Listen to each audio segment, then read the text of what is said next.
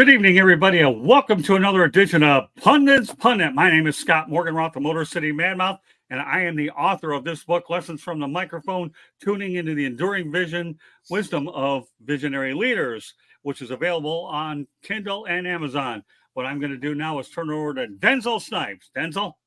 Hey, how's it going, everybody? All right. And so tonight we got a loaded show for everyone. Awesome topics, and let's get on right into it. So the first topic this evening is one quarterback, Dak Prescott. That guy up in Dallas, kind of been there since 2016. So after the recent playoff loss in Green Bay, seemingly it's like this every single year with Cowboys fans, because like he goes out there during the regular season, he lights it up against bad teams. He may even beat a good team, lights up the stat sheet.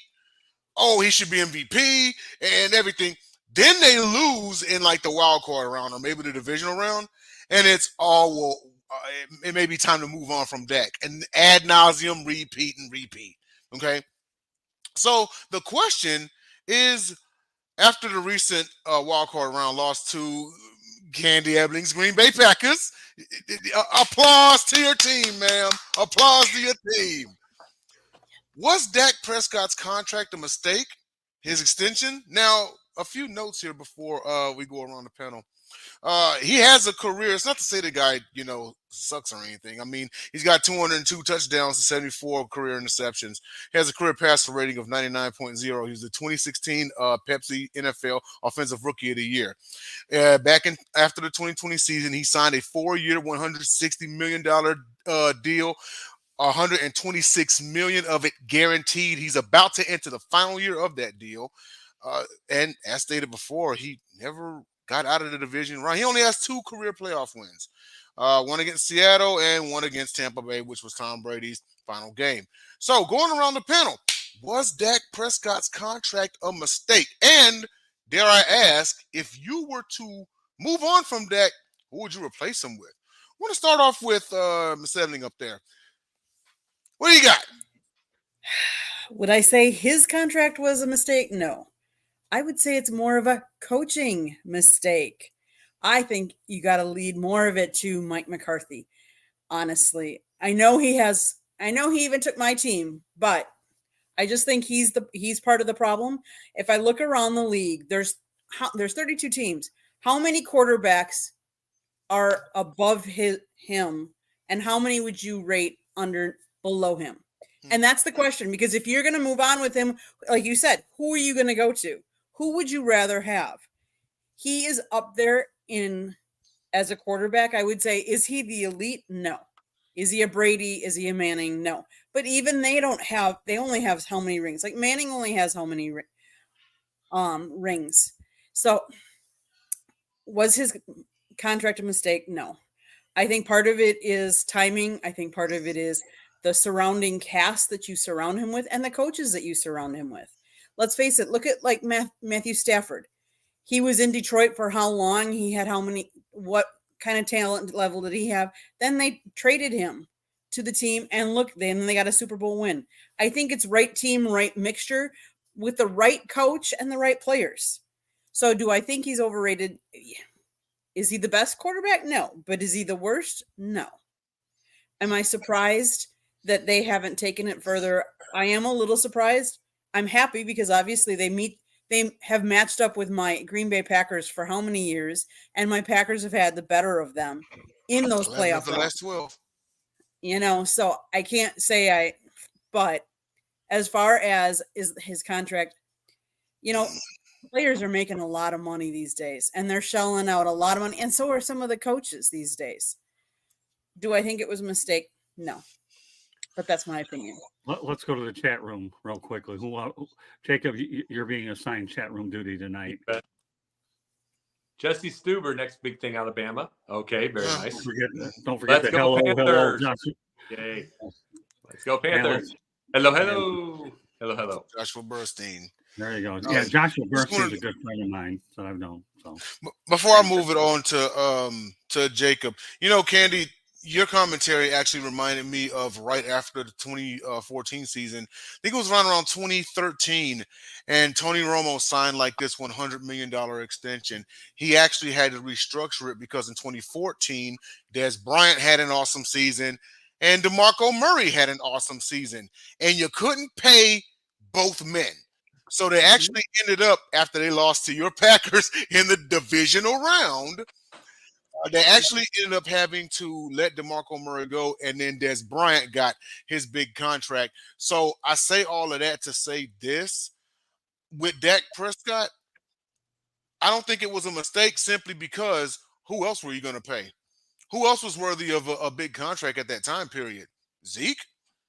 Zeke was kind of starting his downtrend a little bit, maybe. Who else were you really going to pay? CeeDee Lamb had yet to get there. So yeah, I don't think it's so much a mistake, but I want to swing it over to Jacob and get your thoughts about this. Do you think that Dak Prescott's contract was a mistake? And if you were to move on from him, who would you replace him with? Go ahead. All right. You've heard me say on Professor and the Pupil. You've heard me say it on the South Florida, the Sports Exchange. You've heard me say it here, and you've heard me say it on Gauntlet 18 different times. You've heard me say it all these places. How many times do I tell the front offices to quit jumping to conclusions? Quit jumping the gun. Quit. But I said it with, I'm just going to use an example about the Mel Tucker thing and all of those. You always get one good time, and then you have to pay them. You have to pay somebody. You always have to get it. So in one case, yeah, in retrospect, it could be a big mistake. In the other, I also have a pundit point from a past. Watching Dak get hurt and then saying on there, I just kind of went like this, and I went, this is why you pay them, because his career could end. They probably, in truth, him getting hurt probably got Jerry Jones scared, and he wanted to nail down that quarterback. There's that. But who do you replace him with? Who do you replace with? Because here's the thing. You remember that little comeback that meant no difference in that game against Green Bay? Right. When he's throwing the ball and it's all that garbage yards? Empty calories. Yeah, absolutely. But you want to remember that part? That was the thing that, a lot of people talk about, we want Cooper Rush. We want this, we want that. You're not getting those quick yards out of him. You got to remember, they got those quick things and beat Arizona. Mm-hmm. Some years ago, a couple of years ago or so. They beat Arizona like that. Got him way back into the end. It was like 47, 46 or something. Something along those lines. Just a big comeback. You're not going to get that out of a Cooper Rush. You're not going to get it out of Trey Lance. So who do you replace him with? Someone of equal value, which is in truth of what he can do is not there right now. It's not. So what we have to be able to do is you keep him. And by the way, you just like she said, you get rid of Mike McCarthy. That was a horrible mistake from the get-go. Okay. So it looks like we got some definite non-Cowboys fans who think that they should move on from Mike McCarthy. As of right now, that seems to be he just got done with his third year in Dallas, and it's like, all right, 12-5, losing the wild card round or losing the divisional round. Maybe win the NFC East, But that's a good question, like who would you replace him with? Do you trade him for Kirk Cousins? Maybe a slightly worse quarterback? Nope. Maybe a slightly better quarterback, So speaking Kirk's of equal value, guess what they're saying about Dak Prescott? I get it. What I'm saying, though, is there's a type when you get a quarterback. Is Kirk more they're probably about the same equal winner, but the type of quarterback. Remember this about Kirk. He is very much, he can do some quick shots if he needs be, but he's a better version of Kyle Orton. He can do the quick shots, but he's a 12 play guy. Long term, has a smart quarterback, smart mindset. He isn't a quick shot guy, and he's not going to, if they're expecting that, he's not going to replace him properly. Not Dak. They've been so used to Dak doing those quick shots for so long. Yeah. No, totally understandable on that one. But want to round this topic out with Scott and get your thoughts about this. Do you think that his contract was a mistake? And if you were to replace him, who would you send to Dallas in his place? Number one, I don't think there's any doubt his contract was a mistake. This guy comes up at key times making mistakes. Candy and I saw the Jacksonville Jaguars beat the Dallas Cowboys not last year, but the year before. And I'm going to tell you something. To me, if that wasn't one of the biggest choke jobs I've ever seen, and I've seen a lot in my days coming from the Detroit area, let me know what one is. Okay. Now, since I have my moment where I can call up Jacob Christner every single time on the show, I'm going to do it again tonight. And I'm going to do it the old Sanford Sun, although I don't hashtag this one. Are you crazy? Really? Trey Lance is going to take his place. Why do you think the Cowboys swung this move? Are you crazy? I'll tell you why they've swung this move. Because they knew this choke artist is going to contracted to come up. Okay. I think the only thing that failed Trey Lance in San Francisco was Brock Purdy. Okay. Here's a guy that was an elite top pick that they had a lot of confidence in, but Brock Purdy won the job is what happened. Okay. Trey Lance got hurt. Now, what's going to happen is he's going to get 2 years, okay, to sit behind Dak Prescott, okay, is what you've got. And in my opinion, every quarterback should sit 1 or 2 years anyways. But, you know, the one thing about the NFL, it's called instant gratification. If you're in the dating business, you know what instant gratification is. Okay, why am I bringing that up? It doesn't matter. The NFL is. So Trey Lance will be the ultimate heir apparent, I do believe, to Dak Prescott. I have never seen a quarterback come up so choke as many times as this guy does. And when I saw it with Candy firsthand in Jacksonville, will the real Dak Prescott stand up? He did. And as a result, okay, the Cowboys lost to the Jaguars a year, you know, in 2022. So Jacob, you know what? You want to bring up Kirk Cousins? Let me give you some information, okay, from the professor. And now you're the pupil, okay? Kirk Cousins is going to end up staying in Minnesota is what he's going to do. Their quarterback situation in that great a shape, and he don't mind playing for the backup money because he's made so much guaranteed money with the franchise tag, and he's gotten so much guaranteed anyways. So Trey Lance, he's in the building. There's a reason why they're riding Mike McCarthy out. It's a prove-it deal to begin with to find out, are you worth bringing on? We'll find out. So what? Everybody's on a prove-it deal. Anybody ever know what in LA many years ago that the Los Angeles Dodgers had managers that used to be on one-year deals, Walter Alston and Tommy Lasorda? I know. I covered the Dodgers for a period of time. And then when Lasorda went out there and got a multi-year deal, he was doing cartwheels, eating his Italian spaghetti is what he was doing. And you can only imagine what that looked like. So now, Trey Lance, Jacob.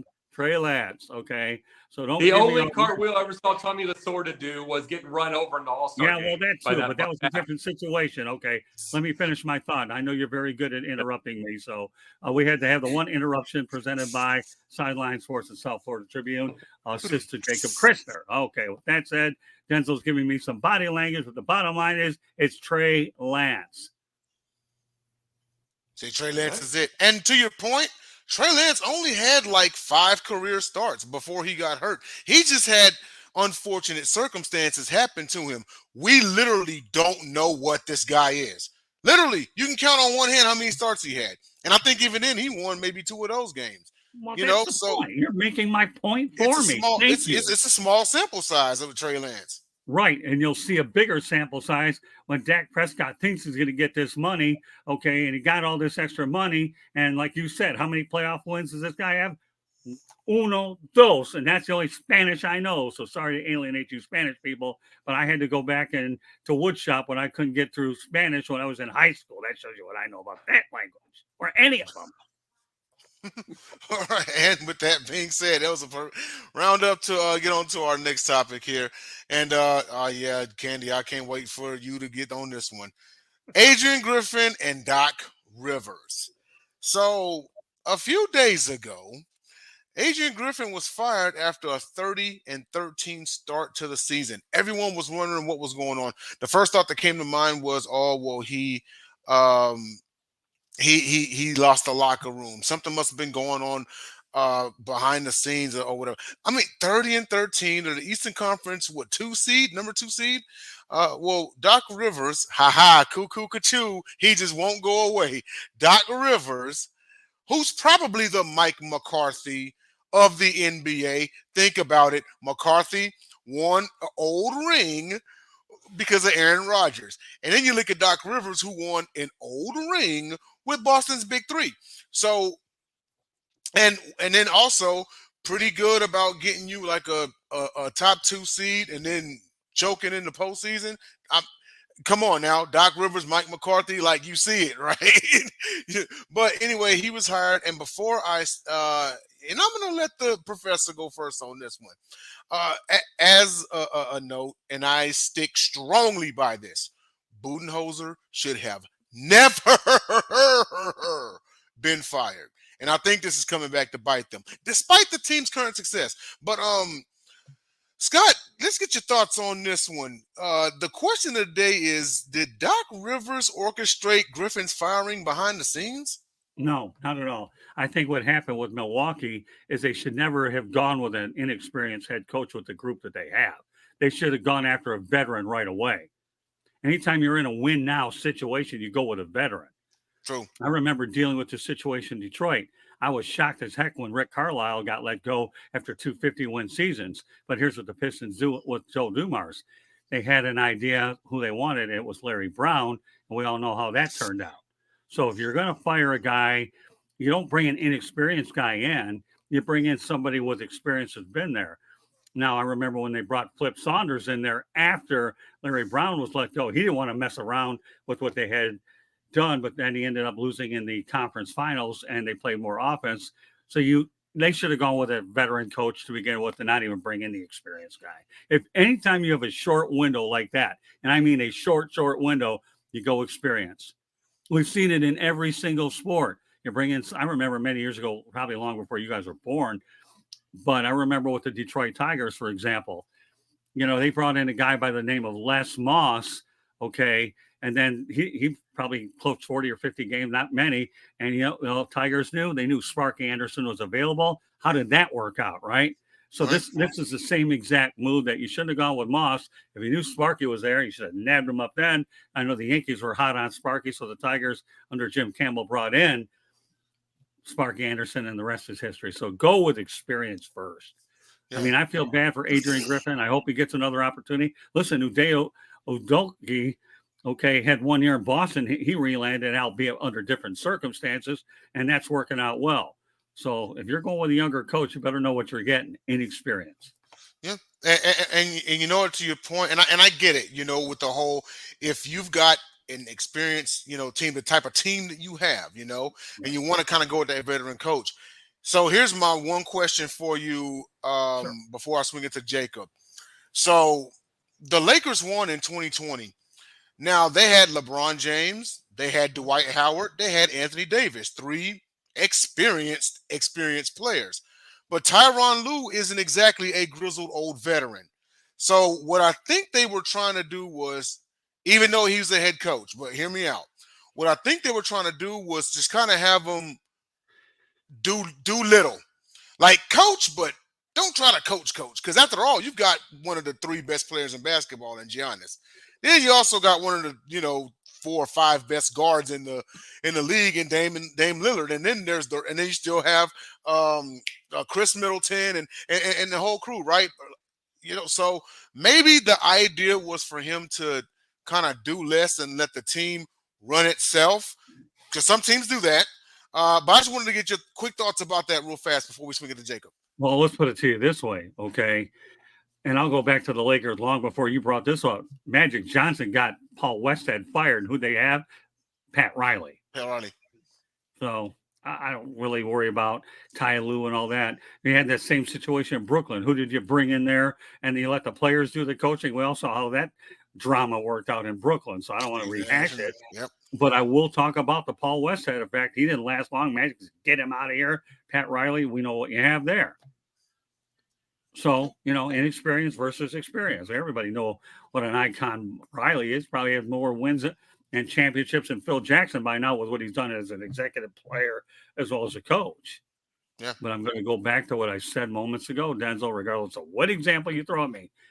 Veteran guy, and you need experience. No matter what example you paint out to me, it doesn't matter. That's the formula to do it. All right. Did I answer your question?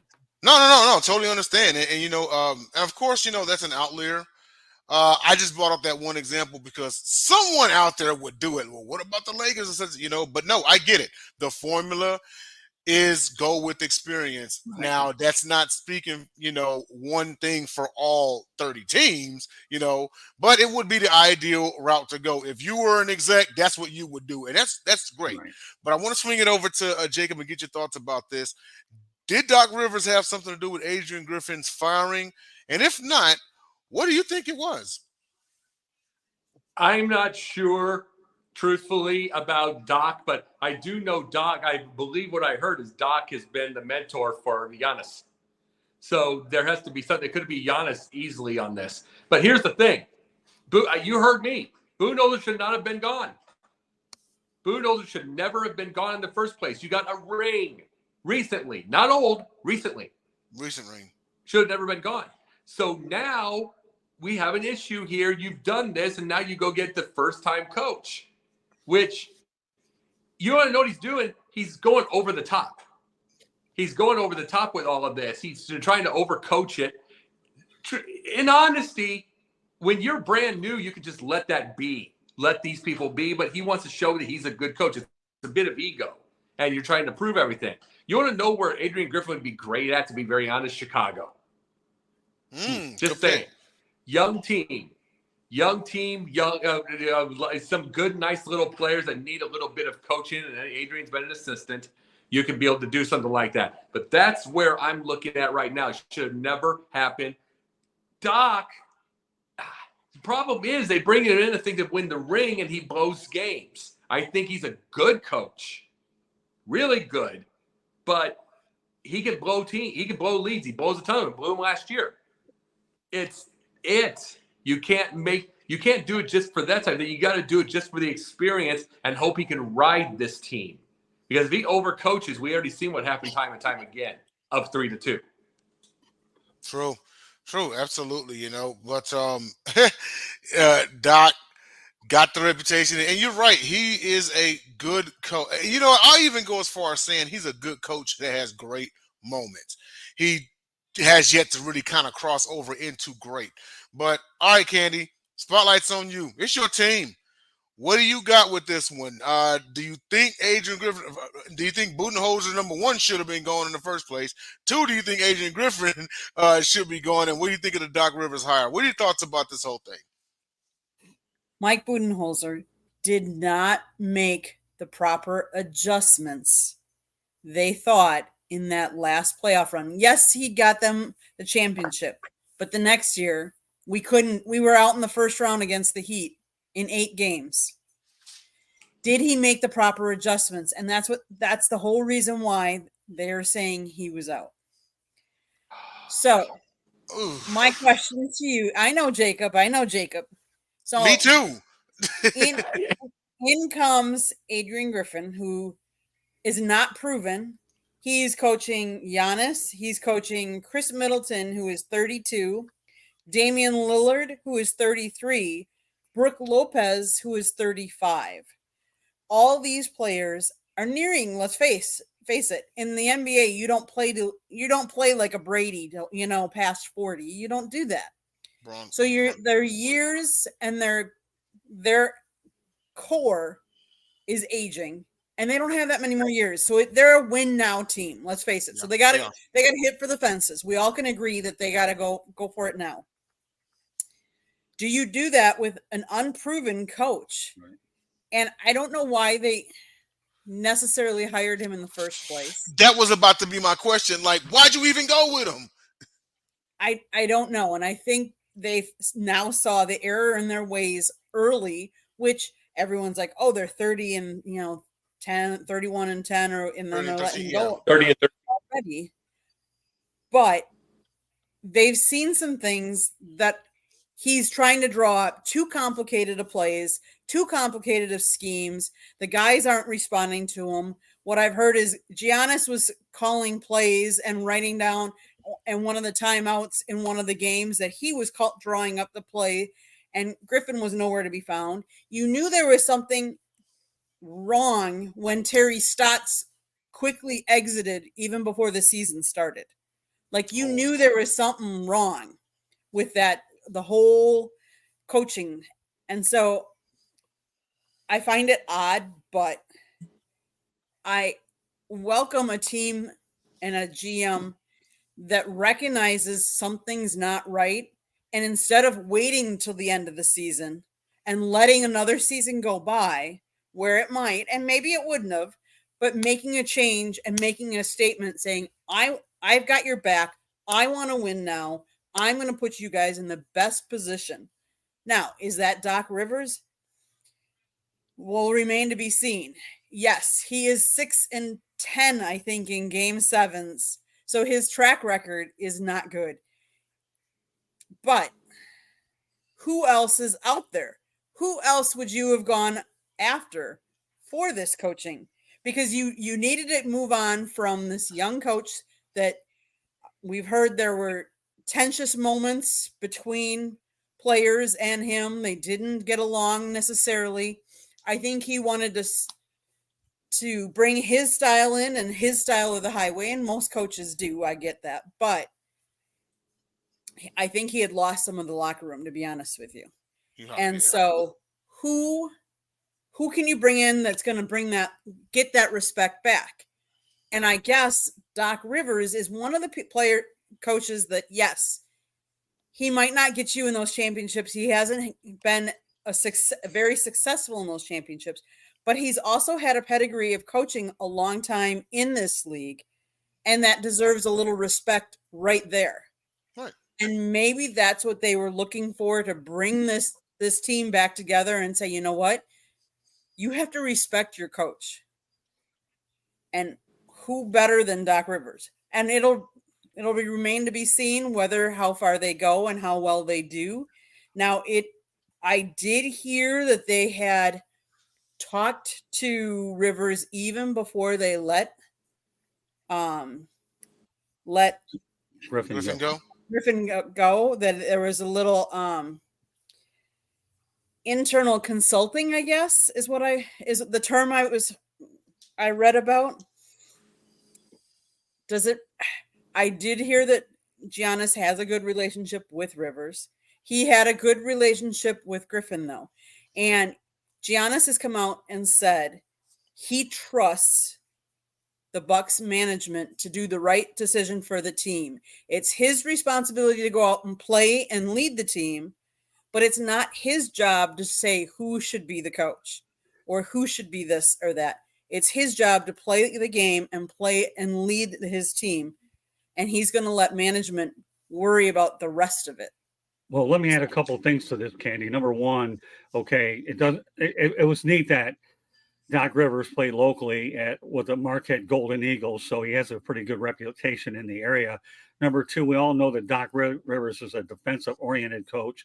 And number three, they're bringing in Dave Yeager probably as an assistant to help emphasize the defensive part of the ball as well. So they obviously need to get back to what they were doing, and that's play defense. Continue on, Candy. I just wanted to make sure I brought those three things up.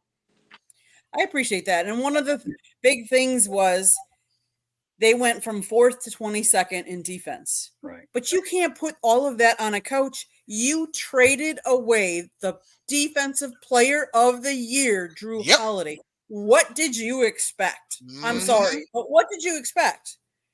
It's just little stuff. That's it. It's little stuff like that. And to your point about Budenholzer, I get it. It's kind of embarrassing to get KO'd by the 8th seed in Miami. But to be fair, you got beat by a team that won the East. And they went 6 games in the NBA Finals. So to be fair, that was a team that went on to win the East. They made the NBA Finals. Now, had he gotten swept in the second round, okay, I might could kind of justify that. Like, you lost to a team that didn't even put up an effort in the second round. And also, you know what? Might I add, in defense of Doc Rivers, he did go to another NBA final If it wasn't for Kobe's revenge tour, he probably would have won a second ring because that one went 7 games. And it took a Meta World Peace 3-pointer to even seal that. Jacob, you like you got something to say, buddy? Let it out. Okay. Fair enough. Did you? Yeah. No. Hey, I wanted Oh, to say he's on the- I wanted to say this real fast. Okay. I'm going to say this about you brought up Miami. I'm going to bring up that Eric Spoelstra. He's won what 4 rings? Yes. I don't think any. I mean, outside of the has he ever won 2 in a row? No, Spoelstra's won 2. Yeah, he's only won 2. No, he's won. He's But won I'm just saying, has he ever won straight through? That's what I'm saying. Won back-to-back, yes. Yeah, but he's done that. But there's not a third. When you're saying as a thing, we're talking about this with Budenholzer, he did not make the adjustments. What happened with Spoelstra in that 3rd year to not make? This is the point I'm saying. It's like give them an opportunity to go make that adjustment. You've got a ring. Now you can make things. How many times do I say you can make things worse by jumping the gun? And this is what Milwaukee did. And like I said, I'm just going to stick with my point about Adrian Griffin. I like him, as a beginning coach. I'd love to see him in Chicago when Billy Donovan's gone. I think nice young players would be able to get that. And they're going to see 30 and 13 somewhere. But he doesn't need to be going for a winner. He has a lot to learn still. But those are the things, though. Is like you got to be like Miami. It's like when you lose, if it's everything like that, you're allowing them to adjust and learn from it, not fire them. Yeah, no, I agree because it's like we have to, and then we got to rip onto our third topic here. I do agree, that Adrian Griffin should have gone somewhere. The Bucks never should have taken him, because it's a win now team. You know what I mean? You go to a young squad and you get your experience and you grow with them, much like Stevens did with the Celtics. He grew with a young team. But when you put a young coach into a win now, that is heavy pressure because, like you said, they won a recent ring. They're trying to build a dynasty. But we're gonna move on to our. Looks like we having a station break. What's going on? Yeah, we do have a station break coming up, right, Candy? Okay, sweet. Kick it off. Time for station identification. This show is being broadcast around the world. The audio version of this show can be heard on iHeartRadio, Apple, Spotify, Google, or wherever you get your podcasts. Please hit that red subscribe button on YouTube, South Florida Tribune. We're striving for more subscribers. Please also comment, like, and share the broadcast. If you want to be a guest, send topic ideas to southfloridatribune@gmail.com. If you want to advertise cost efficiently, call Scott at 954-304-4941. We broadcast live on Facebook, LinkedIn, Twitter, and YouTube. Our website is www.southfloridatribune.com. Twitter, or X, is @TribuneSouth. Scott's book, Lessons from the Microphone, Tuning into the Enduring Wisdom of Visionary Leaders, available on Kindle or Amazon. And we are partnering with NGBN TV, which will launch on Roku, Apple TV, Amazon Fire, and mobile devices. It will be in 85% of the homes in the U.S. and Canada, and 4.1 billion mobile devices. And last but not least, please leave a message after the tone. Boop. Ladies and gentlemen, you heard Candy's AI telling you what to do, where to get it, what to download. You got your marching orders? Execute. NGBN TV. The app is coming soon. Watch out for the launch, everything. You know what? We're going to do all at the end. Let's get on to our third topic because I'm getting amped up. It's like I had to diet. Dr.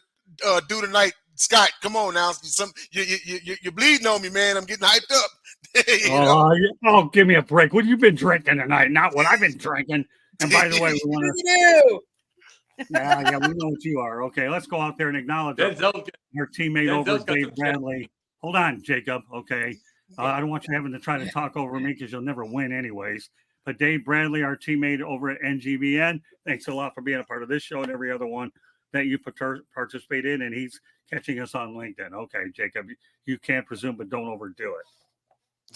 No, nothing like that. Nothing like that. I thought I didn't hear you. My fault. But I was just saying, I think you're on Jack tonight. Plenty of Jack tonight, Dens. Hey, whatever works, right? Well, let's go on to our third topic, and that is the astronomical deal that WWE has struck with Netflix. So this is a $5 billion deal that was signed on the 23rd of Jan of 2024. So beginning in January 2025, it will exclusively stream the flagship show WWE Monday Night Raw to Netflix. But here's the thing. And we titled it and bring up WWE as just a starting point that's going to link to other commentary here. Because we just saw an exclusive to Peacock streamed playoff game when the Dolphins played the Chiefs. And so here's the question for the panel and everybody else at home. Is this the catalyst? Is this the crystal ball to the future? Are we seeing the beginning of the end of cable TV? Candy, take it away. Well, let's see. The NFL, Amazon Prime. Let's see. What else? Oh, yeah. Peacock. I mean, already we're seeing it. Like, there are games playoff game you could only see if you had Peacock. Really? Like an NFL playoff game. Yes. Not that cable is dying quite yet, but yes, cable is losing ground and will eventually. A lot of people have said it's too expensive. It's too expensive, and they can't afford it. So they're going to stream more and more. Whether you agree with that or not, whether you like that or not, that will be the future. I do believe. Do I like it? No. I think we pay enough for the team's stadium. I think we pay enough for tickets. We pay enough for all of that other stuff that I don't think we need to pay for another subscription so I can see, Peacock, so I can see this game on this. But I need Amazon to see this game on this, and I need this and that. So you're going to be paying for how many different streaming because you want to see all these different.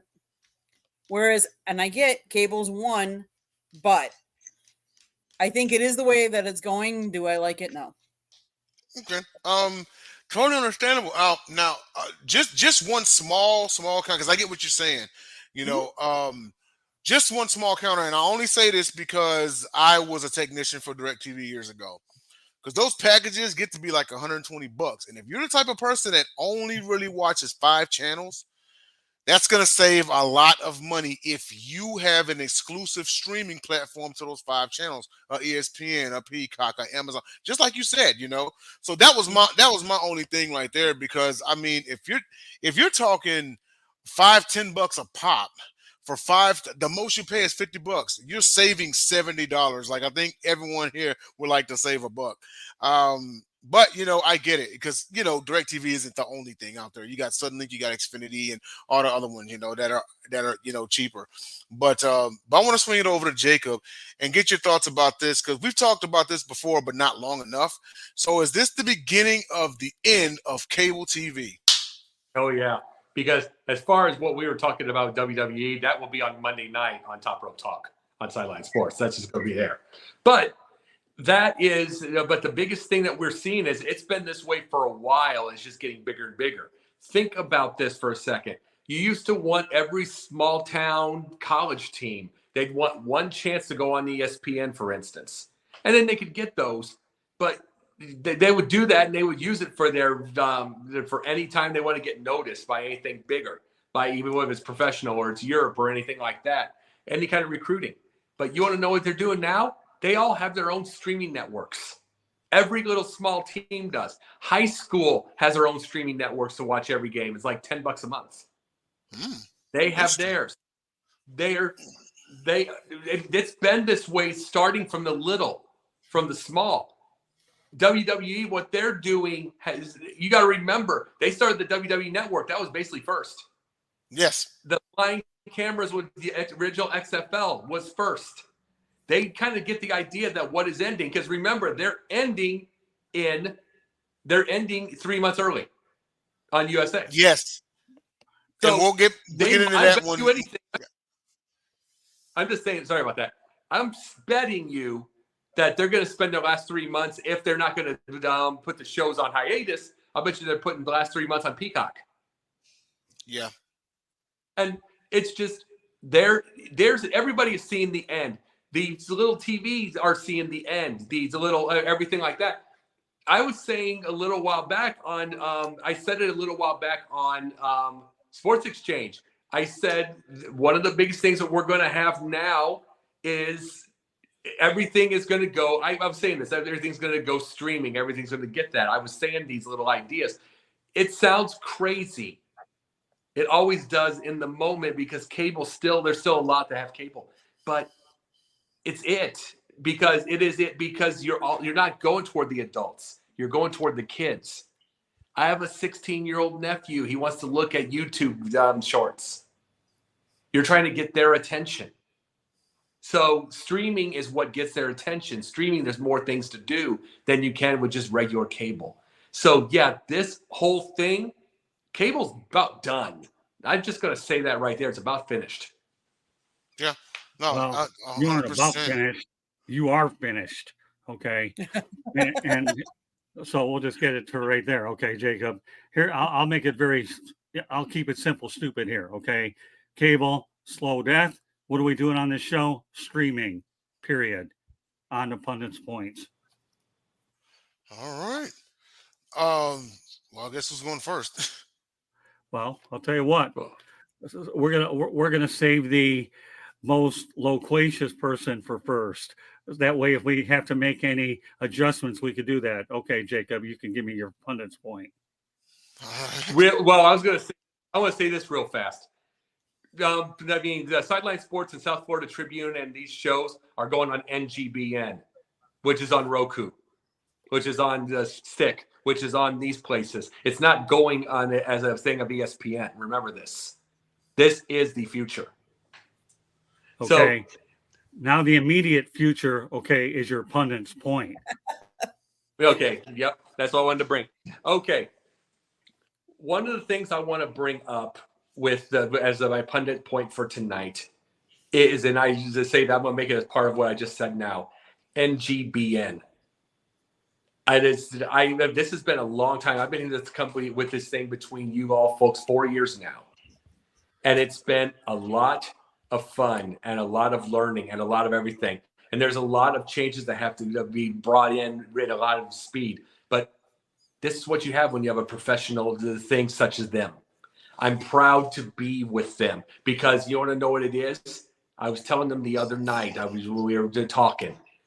It's talking about men. They're talking about men. They're not using the word person, which is one of my pet peeves. They want to save men. They want men between the ages of 40s, 50s, and 60s. Everybody, the construction workers, the oil rig guys, the everything. The ones that love sports, hunting, any of those. The ones that also need help. And that's the big thing. These are the audiences. And I'm proud to be a part of that. And I am proud you're all with me. And I just wanted to say that for tonight. Very good. I like it. All right, Denzel.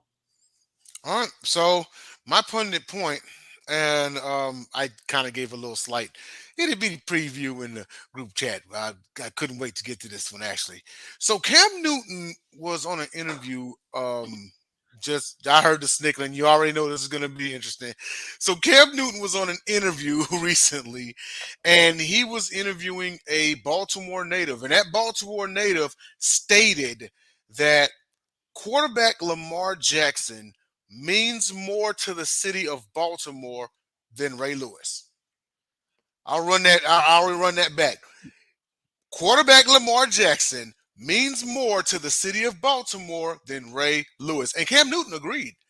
And his reason for agreeing was really based on talent alone, because he's such a generational talent and everything, and compared him to the Mahomeses and the Josh Allens and everything. He's the new, batch of quarterbacks that we're going to see for a long, long time. This is just me. And I'm not a native of Baltimore, okay? So, maybe if I lived there for a couple of years or something, then maybe I'm just saying from this standpoint, I respectfully disagree, at least for right now. That may have been a prisoner of the moment statement because the Ravens are going to host their an AFC Championship game for the first time ever, and it was Lamar who got him there, a man who's probably going to win his second most valuable player. But with that being said, it's Ray Lewis, man. It's Ray Lewis. The man played from 96 to 2012, coming from the University of Miami. You're talking about a Super Bowl most valuable player. You're talking about, at any given time in his career, one of the three best linebackers in football, no matter who was playing, no matter what team. I don't think Lamar has the time in yet, and I don't think he quite has the accomplishments yet. Now, let's revisit this question in 10 years. Who means more to the city? And again, I'm not a native, but just as a pure sports analyst and sports journalist standpoint and a sports fan, I'm going to have to go with Ray Lewis. But to be clear, can Lamar Jackson get there? 100% he can. But let's give him some time, people. Let's not live prisoner of the moment here, okay? That's all I got. Well, let me add something to this, okay? And I'm going to debate you for a moment on this, and we normally don't do it because you're a pundit point. Remember, once upon a time in that town called Buckhead, Ray Lewis is involved in a crime out there during the Super Bowl week and nearly went to jail until he ratted on his people and saved his butt. But I understand he has a Super Bowl, and Lamar Jackson will eventually get his. But we have to make sure we have all the facts in place, okay? We realize how important he was. It's just like Barry Bonds being important out in San Francisco, the only place that ever liked him. So otherwise, everybody else thinks he's cheating. So, I'm not going to sit here and say that Ray Lewis is a saint, but you know what? Lamar Jackson will get his. I don't have a lot of respect for Ray Lewis. Okay, Candy? Timing means a lot of things. Timing means Adrian Griffin, in walks Doc Rivers. But I'm going to have to say kudos to Matt LaFleur, because I know Joe Barry was one of your so-called real good friends.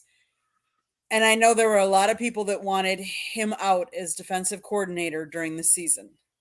But you stuck with him. And you kept him, and you and part of that defense also took us into the playoffs where nobody thought the Packers would be at the start of last season with a young quarterback. So kudos for you, because you got it right. You kept with the team, the coach, until the end, and yet you made the right decision, I believe, in firing him after the season. Because if you would have waited till near the end, would the Packers have made the playoffs? I don't know. But a prevent defense does not work in the NFL. Stop using the prevent defense. Timing, again. That's my... Well done, Candy. Well, you know what?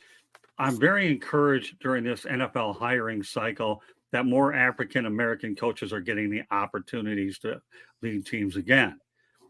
We already have 3. Raheem Morris, the LA Rams got him the job over with the Atlanta Falcons. Jared Mayo, obviously the Patriots, that was a successor for Bill Belichick. And Antonio Pierce earned his way to the Raiders job. But there's one guy who deserves an opportunity and hasn't gotten it yet. And he's only got one interview. His name is Eric Bieniemy. Eric Bieniemy, to me, I thought had a sure shot at getting some of these jobs. Maybe there's a chance he'll get one of the last couple. I don't know. But yet, we're going through another cycle, and he still hasn't sniffed another opportunity. All I can say is if he gets left out of this opportunity, I hope and pray, because I know Ben Johnson's probably going to take the Commander's job anyways. He turned down the Carolina job with the intent that, number one, he didn't want to work with David Tepper, although I'd call him Pepper too, because he probably tastes bad anyways. All you have to do is look at the win-loss record. I had to throw it one-liner, but seriously speaking, okay, Ben Johnson didn't want the Carolina job, and he's from the Carolinas. He'll get the Commander's job. So, Eric Bieniemy, if you're looking to get a head job in the NFL, if I were Dan Campbell, hire him as your offensive coordinator because you're about to have a vacant offensive coordinator job when Ben Johnson goes to the Washington Commanders. Eric Bieniemy's time is overdue. Let's get him that opportunity at some point down the road. And it looks like Dan Campbell may be the guy who's spitting out future head coaches. That's my take. Over to you, Candy. So we did our pundit's point. It's time for us to go around the room and tell everybody all about where you can find us and all the good programming we have. In that lower right corner where Denzel is, you can see the YouTube. Subscribe to that. Hit that button. Subscribe. Share. Like us.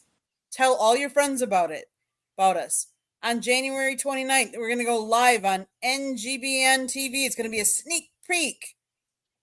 We want all of you to download it. Roku TV, Apple Fire, what else? Let me think. All the different places. Mobile devices. This show is going to go live on Roku TV. Think about that, everybody. Not just YouTube, but Roku TV. But if you enjoy podcasting and like to listen, you can find us wherever you get your podcasts. Apple, Google, iHeartRadio, all of Spotify, CastBox, Geo7. There's how many different places. More importantly, Scott wrote a book. Make sure you go out and get it. It's on Amazon or Kindle. Lessons from the Microphone. It talks about his over 40 years of being in the media business and how it's changed. If you enjoy this show, go look at our YouTube channel and listen to all kinds of other ones. I'm on 3 Chicks in a Pod. Go over to 3 Chicks in a Pod. Listen to us. Chicks and Salsa. Go over to Sideline. They have quite a slew of shows. But we hope you enjoyed this show. And now I'm going to turn it over to Denzel. How can people find you, Denzel? Well, Denzel Sniper 13 on Twitch, Denzel Snipes 13 on YouTube. Also, I'm at Denzel Snipes, of course, on Facebook, and Nelly Nell 13 on X. NELLI NEL13. And you can catch me on Friday nights, the pundit. The Gauntlet. Just yesterday, we did the championship Sunday edition of the Gauntlet Presents Picked Off, and we gave our picks for this coming Sunday. Those can be found on replays on Stream TV as well as on YouTube as well. Of course, tune in to next Wednesday when we do our Super Bowl picks, of course, and as well, Top Rope Talk on Monday. So this coming Monday, not only will we be going into more in detail about the WWE Netflix deal, but that will be the Royal Rumble 2024 recap episode. We're going to go over all the matches, all of our thoughts about it, and our thoughts for the immediate future leading up to WrestleMania 40. Thank you for tuning in. You know where to find me. Jake the Pundit on Twitter. Jake the Pundit 1 on TikTok. Bunch of different other places. And thank you for the balloons. And while we are at it, every show that I brought up on my first thing tonight on NGBN TV. And we'll see you on January 29th. All right. Well, you know, George Eichhorn's not here tonight, but you wonder why? He's covering the Detroit Red Wings and the Philadelphia Flyers. So let's go out there and have a score out there so we know that when George listens, we know that he was excused for tonight. At the end of the second period, the Detroit Red Wings lead the Philadelphia Flyers 3-0. Coming up after Pundit's Pundit tonight, and this is the way it usually works on Thursday night, we're going to have Fire Up. Candy Ebling is your host for that show. And Candy, why don't you give everybody a preview of what you're going to be talking tonight on Fire Up? I believe you've got yourself, Jeremy Ballrick, and Jennifer Matthews, Lewis, and Ralph Williams. But go ahead, Candy, give them a preview of what they have to look forward to after the show. So we are going to talk about the NFL playoffs. We are going to talk about the quarterbacks, Lamar Jackson and Patrick Mahomes. And then we are introducing a new segment on the show, and it's called My Town. So everyone is going to go around the room and talk about a topic that's happening to their team in their town. So you can hear all these different, because there's lots of topics happening in most towns right now. So each panelist is going to talk about their town. That's what you have to look forward to and more. You never know. I should point out to Dave Bradley that he's one of our regulars in the chat room. Little FYI, Dave, we will be talking soon. I'm going to try to find a way to incorporate a show where we can get you involved and talk about soccer. That's something that, as the year goes on, I'm looking to get more involved. I never really know how to plan out our years when it comes to events whatsoever until usually when February rolls around. My top priority right now is just making sure that I can line up guests as we go. And another thing, beginning next Wednesday night, the Motor City Mad Mo show returns, and my guest for next Wednesday night will be Bo Crouch, who is also on Inside the Pigeon. So hope you can join us next week at 8:00 Eastern time. So, all right, that wraps it up here for a Pundit. On behalf of Jacob Christner, Denzel Sipes, and Candy Eveling, my name is Scott Morgan, Roth, the Motor City Man Mouth. Thank you for joining us. We will catch you next week. Good night, everybody.